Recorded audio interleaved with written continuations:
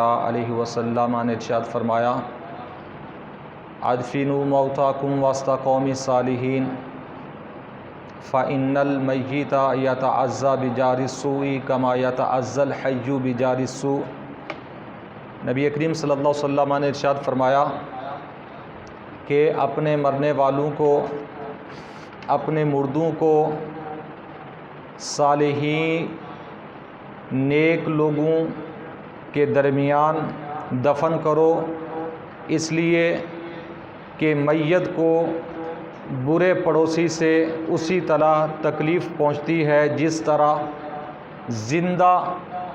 برے پڑوسی سے تکلیف پاتا ہے، تکلیف پہنچتی ہے، ایسے ہی اگر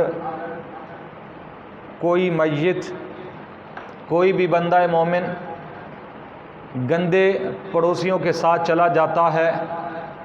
قبر کے اندر تو اسے تکلیف پہنچتی ہے، وہ مشکل میں ہوتا ہے، پریشانی میں ہوتا ہے۔ آپ علیہ الصلوۃ والسلام نے اس لیے حکم دیا کہ ادفنوا موتاکم وسط قوم صالحین، صالحین کی قوم کے درمیان آپ علیہ الصلوۃ والسلام نے فرمایا اپنے مرنے والوں کو دفن کرو۔ تو اس حدیث پاک سے یہ پتہ چلا کہ جہاں پر صالحین موجود ہوں، جس قبرستان کے اندر نیک لوگ زیادہ ہوں، اللہ کے پیارے جہاں موجود ہوں، وہاں پر اگر کوئی بندہ مومن دفن ہو تو وہاں پر وہ خوش رہتا ہے، اس کی روح خوش رہتی ہے، وہاں اس کی جو عالم برزخ کی زندگی ہے وہ اچھی گزرتی ہے کہ اگر صالحین کے درمیان ہے۔ اس لیے یہ وصیت کر کے جانا کہ مجھے فلاں قبرستان کے اندر، اگر کوئی بندہ وصیت کرتا ہے کہ وہاں کوئی بزرگان دین موجود ہیں، نیک لوگ موجود ہیں، اچھے لوگ وہاں پر موجود ہیں اس قبرستان کے اندر، تو ایسی وصیت کرنا یہ بہت زیادہ اجر و ثواب ہے اس کے اندر کہ بندہ نیک لوگوں کے درمیان خوش رہتا ہے۔ اگرچہ برا ہو، جب نیکوں کے درمیان چلا جائے گا تو اس کے وارے نیارے ہو جائیں گے۔ اس لیے آپ علیہ الصلوۃ والسلام نے یہ نہیں فرمایا کہ مرنے والا نیک ہے یا برا ہے، جیسا بھی ہے۔ آپ علیہ الصلوۃ والسلام نے مطلق فرمایا کہ اپنے مرنے والوں کو نیک لوگوں کے درمیان دفن کرو۔ جب نیک لوگوں کے درمیان دفن کرو گے تو وہ پرسکون ہو جائے گا، اور ان نیک لوگوں کی جو برکات ہیں، جو فیوز ہیں، وہ اسے مرنے والے کو نصیب ہوں گے۔ یہ پیارے آقا علیہ الصلوۃ والسلام کا فرمان۔ اس لیے کوشش کرنی چاہیے کہ کسی اکیلی جگہ پر بھی دفن نہیں کرنا چاہیے کہ اکیلا شخص جب کسی جگہ پر ہوگا تو وہ پریشان ہوتا ہے، جب پڑوسیوں کے اندر ہوگا اور اچھے پڑوسیوں کے ساتھ ہوگا تو پھر اس سے مرنے والا خوش رہتا ہے، کیونکہ عالم برزخ کی زندگی، ہمارا ایمان ہے کہ ایک زندگی ہے، پورا ایک سسٹم ہے۔ جیسے ہی بندہ مومن جاتا ہے، جیسا کہ ہم نے پیچھے روایات پڑھی ہیں، جو پہلے قبرستان میں موجود ہیں وہ پورا اس کا استقبال کرتے ہیں، اسے خوش آمدید کہتے ہیں، پورا اسے پروٹوکول دیتے ہیں۔ عالم برزخ کی ایک پوری زندگی ہے اور اس کے کچھ احکام علیحدہ ہیں، اصول اس زندگی کے کچھ علیحدہ ہیں۔ تو آپ علیہ الصلوۃ والسلام نے فرمایا کہ ایمان والوں کو حکم دیا کہ اے ایمان والوں، اپنے مرنے والوں کو نیک لوگوں کے درمیان دفن کرو، یہ حکم ہے۔ اور یعنی اس حدیث مبارکہ سے کافی اور بھی مسائل ہمارے بزرگان دین نے نقل کیے ہیں کہ دیکھ لیں کہ نیک بندوں کی فضیلت کتنی عظیم ہے کہ اگر دنیا کے اندر بھی اگر کوئی شخص نیکوں کی صحبت رہتی ہے تو دنیا کے اندر بھی اسے اجر و ثواب ہوتا ہے۔ اگر وہ فوت ہو جاتا ہے اور فوت ہو جانے کے بعد بھی اس کی صحبت، اس کی سنگت، اس کا پڑوس اگر نیک لوگ ہوں تو اسے فائدہ ملتا ہے۔ لوگ کہتے ہیں کہ اللہ والے کچھ نہیں دیتے، یہ عام نیک لوگوں کی بات ہے، ان کا پڑوس بھی بہت اچھا ہے تو جو اللہ کے بہت پیارے ہیں ان کا عظیم مقام و مرتبہ ہے، اگر ان کا پڑوس مل جائے تو پھر مزید فیوز و برکات ملے۔ بات صرف سمجھنے کی ہے کہ دنیا ہے یا آخرت ہے۔ اگر اچھے لوگوں کا پڑوس مل جائے، نیک لوگوں کا پڑوس مل جائے، نیک لوگوں کی صحبت اور سنگت مل جائے تو وہ بندہ برا نہیں ہوتا، وہ نیک ہو جاتا ہے۔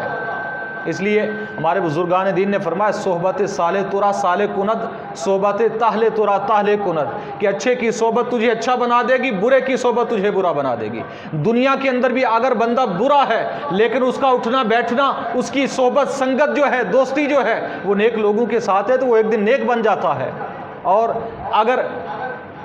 اٹھنے بیٹھنے والا نیکوکار ہے لیکن سنگت صحبت جو اس کی غلط ہے تو آہستہ آہستہ وہ انہی کے اندر شمار ہو جاتا ہے، وہ گندا ہو جاتا ہے، وہ برا ہو جاتا ہے۔ صحبت ہی بندے کو اچھا یا برا بنا دیتی ہے، جیسی صحبت ہوگی ویسے ہی بندہ ہوگا۔ اس لیے اچھوں کی صحبت دنیا میں بھی اختیار کرنی چاہیے اور اللہ سے دعا کرنی چاہیے، وصیت کرنی چاہیے کہ ہمیں دنیا سے جانے کے بعد بھی اچھوں کی صحبت میں رکھا جائے۔ یہ ایمان والوں کی شان ہے۔ اور اس کے علاوہ میرے آقا علیہ الصلوۃ والسلام نے ارشاد فرمایا، حضرت ابو امامہ رضی اللہ تعالیٰ عنہ اس حدیث پاک کے راوی ہیں، آپ فرماتے ہیں کہ لما وضعت ام کلثوم بنت رسول اللہ صلی اللہ علیہ وسلم فی القبر قال منہا خلقناکم وفیہا نعیدکم ومنہا نخرجکم تارۃ اخری، کہ نبی کریم صلی اللہ تعالیٰ علیہ وسلم نے جب اپنی بیٹی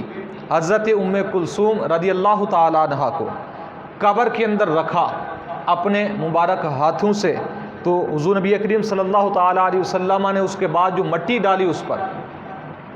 تو جو سنت طریقہ وہ یہی ہے کہ خود میرے آقا علیہ الصلوۃ والسلام نے کہ ایک مرتبہ مٹی اپنے ہاتھوں سے اٹھائیں اور ڈالیں، اور اس وقت کہنا ہے منہا خلقناکم، پہلی مرتبہ جب مٹی ڈالنی ہے تو کہنا ہے منہا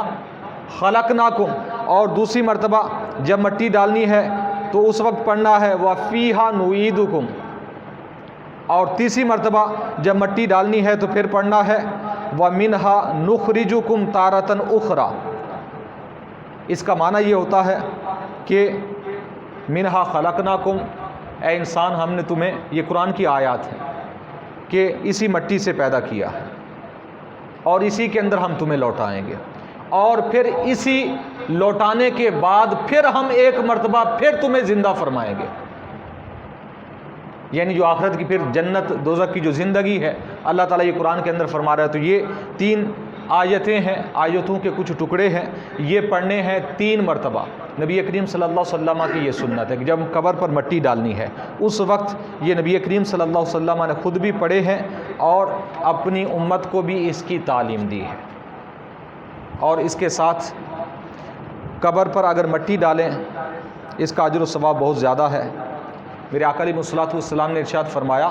حضرت ابو ہریرہ رضی اللہ تعالیٰ عنہ راوی ہیں، من حصا علی مسلم او مسلمۃ احتسابا کتب اللہ لہ بکل صراۃ حسنہ۔ آپ علیہ الصلوۃ والسلام نے فرمایا، اگر کوئی بندہ مومن کسی مسلمان مرد یا کسی مسلمان عورت کی قبر پر مٹی ڈالتا ہے احتسابا ثواب کی نیت سے، دکھلاوا نہیں، ریاکاری نہیں، نیت ثواب کی ہو، آپ علیہ الصلوۃ والسلام نے فرمایا اللہ تعالیٰ اس مٹی کے ہر ذرے کے برابر اس کے لیے ایک نیکی لکھ دیتا ہے۔ اور سنت ہے کم از کم 3 مرتبہ اپنے ہاتھوں سے، ہاتھوں کے چلو بنا کے 3 مرتبہ مٹی ڈالیں، جتنی مٹی کے ذرات جائیں گے اتنی نیکیاں۔ مفت میں کتنا ٹائم لگتا ہے؟ شرط ایک ہے کہ نیت ثواب کی ہو، ثواب کی نیت سے اگر یہ ایسا کام کریں گے، قبر پر مٹی ڈالیں گے تو اس سے اجر و ثواب ہے، ایک ایک مٹی کے ذرے پر ایک ایک نیکی ملے گی۔ تو اب کتنے ذرات ہوں گے تو ہم شمار ہی نہیں کر سکتے۔ آج جدید زمانے کے اندر آج کی سائنس بھی شاید مٹی کے ذرات کو شمار نہ کر سکے۔ تو اتنی نیکیاں اللہ تبارک و تعالیٰ بندہ مومن کو عطا فرماتا ہے۔ اور حضرت ابو امامہ رضی اللہ تعالیٰ عنہ سے حدیث پاک روایت ہے کہ نبی کریم صلی اللہ تعالیٰ علیہ وسلم نے ارشاد فرمایا، تلقین کے حوالے سے حدیث پاک ہے کہ اذا مات احد من اخوانکم فنثرتم علیہ التراب۔ آپ نے صلی اللہ علیہ وسلم نے فرمایا کہ جب تم میں سے کوئی شخص فوت ہو جائے، تمہارے بھائیوں میں سے، مسلمان بھائیوں میں سے کوئی فوت ہو جائے اور جب اس پر تم مٹی ڈال لو، فلیکم رجل منکم عند راسی۔ آپ نے صلی اللہ علیہ وسلم نے فرمایا اس کے بعد، مٹی ڈالنے کے بعد تم میں سے کوئی ایک شخص اس کے سرہانے کھڑا ہو جائے، اس کے سر کے پاس کھڑا ہو جائے مٹی ڈالنے کے بعد، ثم لا یقل، آپ نے صلی اللہ علیہ وسلم نے فرمایا پھر وہ یہ کہے کھڑا ہو کر، یا فلان ابن فلانہ، یعنی اس کا نام لے، اے فلاں، یعنی مثال کے طور پر مرنے والے کا نام عبداللہ ہے، کہے یا عبداللہ، آگے باپ کا نام لینا ہے اور ماں کا نام لینا ہے کہ یا فلاں ابن فلانہ، اے فلاں عورت کے بیٹے۔ اگر اس روایت کے جو آخری الفاظ ہیں، حضور کے صحابی نے سوال کیا، پوچھا یا رسول اللہ صلی اللہ علیہ وسلم اگر اس کی ماں کا نام پتہ نہ ہو، آپ علیہ الصلوۃ والسلام نے فرمایا تو پھر اس کا نام لے کر اماں حوا کا نام لے لیں، اور یہ قبر کے اوپر ندا کرے، قبر پر یہ ندا کرنی ہے دفن کرنے کے بعد۔ آپ علیہ الصلوۃ والسلام نے فرمایا فَإِنَّهُ يَسْمَعُ وَلَكِنْ لَا يُجِيبُ، کہ جیسے ہی وہ پہلی مرتبہ کہے گا کہ یا عبداللہ ابن حوا،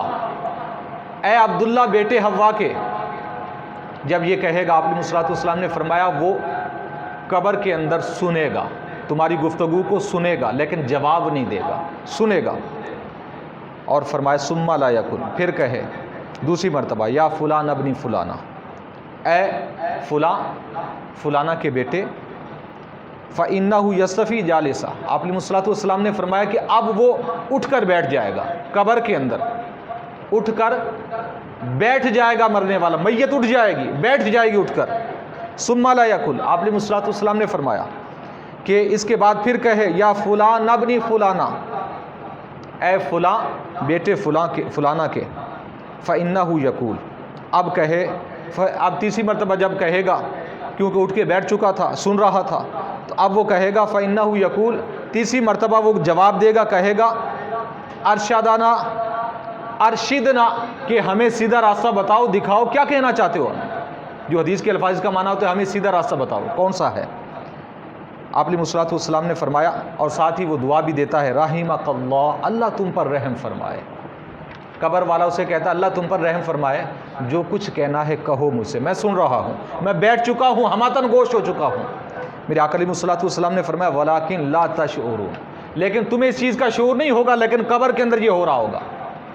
کہ جب پہلی مرتبہ اسے پکاریں گے، بلائیں گے، سنے گا، جواب نہیں دے گا، دوسری مرتبہ جواب یہ دے گا کہ اٹھ کے بیٹھ جائے گا، جب تیسری مرتبہ اسے بلاؤ گے تو وہ کہے گا جو کچھ کہنا ہے کہیں، مجھے بتائیں، اللہ آپ پر رحم فرمائے۔ آپ علیہ الصلوۃ والسلام نے فرمایا لیکن تمہیں اس چیز کا شعور نہیں ہے۔ ثم لا یقل، تیسری مرتبہ پھر یہ کہنا ہے اذکر ما خرجت علیہ من الدنیا، آپ علیہ الصلوۃ والسلام نے فرمایا پھر آپ نے کہنا ہے کہ یاد کرو جب تم دنیا سے گئے تھے، یاد کرو جب دنیا سے تم گئے تھے کس حالت میں گئے تھے، شہادتن اللہ الہ الا اللہ، تم یہ گواہی دیتے ہوئے دنیا سے گئے تھے کہ اللہ کے سوا کوئی عبادت کے لائق نہیں ہے، اللہ کے سوا کوئی عبادت کے لائق نہیں ہے، وَأَنَّ مُحَمَّدًا عَبْدُهُ وَرَسُولُهُ، آپ علیہ الصلوۃ والسلام نے فرمایا کہ اور ساتھ میں یہ کہنا ہے اور محمد صلی اللہ علیہ وسلم اللہ کے بندے اور اللہ کے رسول ہیں، یہ تم گواہی دیتے ہوئے دنیا سے گئے ہو، یاد کرو تم اسی حالت میں گئے ہو کہ تم اپنے رب کو وحدہ لا شریک مانتے تھے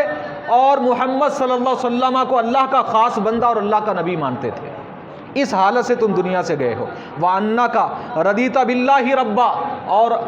اللہ کو رب مان کر تم راضی تھے، وَبِمُحَمَّدٍ نَبِيًّا، اور محمد صلی اللہ علیہ وسلم کو نبی مان کر راضی گئے دنیا سے، وَبِالْإِسْلَامِ دِينًا، اور اسلام کو اپنا دین مان کر راضی ہو کر دنیا سے گئے، اور فرمایا اور یہ الفاظ کہنے وَبِالْقُرْآنِ إِمَامًا، اور قرآن کو اپنا امام مان کر راضی دنیا سے گئے۔ اس حالت سے تم دنیا سے گئے ہو، اپنی وہ حالت یاد کرو، اپنی وہ حالت یاد کرو، اس حالت سے تم دنیا سے گئے ہو۔ فَإِنَّهُ إِذَا فَعَلَ ذَلِكَ، آپ علیہ الصلوۃ والسلام نے فرمایا جب قبر کے سرہانے کھڑا ہو کر ایک بندہ مومن یہ تلقین کرتا ہے قبر والے کو، حضور نبی کریم صلی اللہ علیہ وسلم فرماتے ہیں کہ آخذ منکر و نکیر احدہما بیدی صاحبی ثم یقول لہ، آپ علیہ الصلوۃ والسلام نے فرمایا منکر نکیر یہ دو فرشتے ہیں جو سوال کرنے کے لیے قبر کے اندر آتے ہیں، وہ ایک دوسرے کا ہاتھ پکڑیں گے، ایک دوسرے کا ہاتھ پکڑ کر کہیں گے اخرج بنا من عندی ھذا، ایک دوسرے کہیں گے آؤ جی چلو ہمارے ساتھ، آؤ واپس چلیں، کہاں چلیں کہ ما نصنع بھی، ہم یہاں کیا کریں گے، فقد لکینا حجت، آپ علیہ الصلوۃ والسلام نے فرمایا فرشتے یہ کہتے ہیں کہ اسے تو حجت جو دلیل تھی وہ تو تلقین کر دی گئی، اب ہم یہاں کیا کریں گے، اب ہم سوال ہم کس چیز کا کریں گے، اسے تو حجت کی جو تھی دین اسلام کی جو دلیل تھی وہ تلقین کر دی گئی ہے،